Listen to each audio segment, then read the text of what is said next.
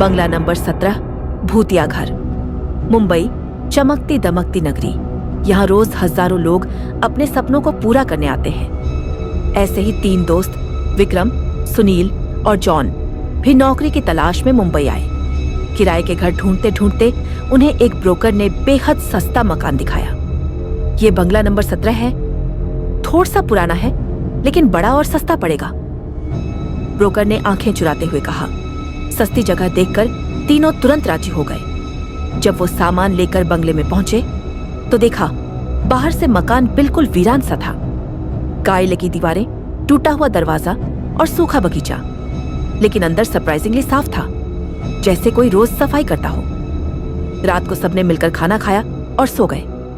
लेकिन आधी रात को विक्रम को लगा किसी ने उसके कान में धीरे से फुसफुसाया, यहां से चले जाओ। वो चौंक कर उठा, पर कमरे में सब गहरी नींद में थे।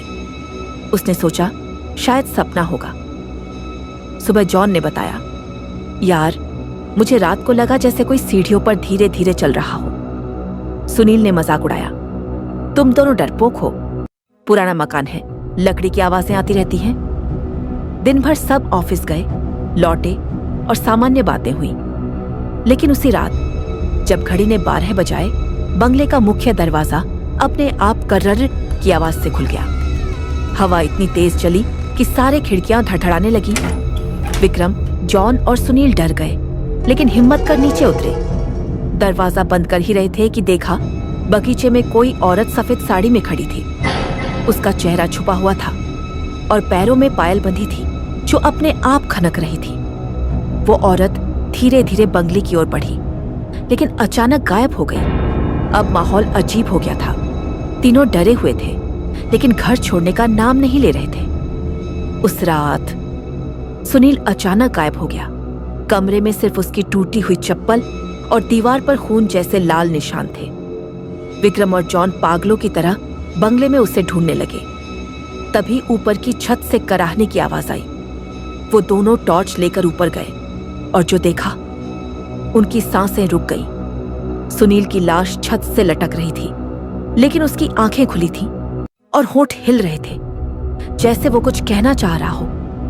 विक्रम और जॉन चीखते हुए नीचे भागे, दरवाजे की ओर दौड़े, लेकिन दरवाजा अपने आप बंद हो गया। अचानक वही औरत सामने खड़ी थी, सफेद साड़ी, बिखरे बाल और उसके चेहरे पर गहरे घाव। वो धीमे स्वर में बोली, ये मेरा घर है, तुम तीनों ने मेरी नींद तोड़ी है, अब कोई यहां से जिंदा नहीं जाएगा। इतना कहकर वो औरत हवा में गायब हो गई। अगले दिन अखबार की सुर्खी थी, बंगला नंबर 17 में 3 लड़कों की रहस्यमयी मौत। पुलिस भी सच्चाई जानने में नाकाम। आज भी मुंबई के उस इलाके में कोई उस बंगले के पास नहीं जाता। लोग कहते हैं वहां आधी रात को अब भी पायल की खनक सुनाई देती है। अगर यह स्टोरी आपको अच्छी लगी तो वीडियो को लाइक करें और ऐसे ही डरावनी स्टोरी देखने के लिए चैनल को सब्सक्राइब करें।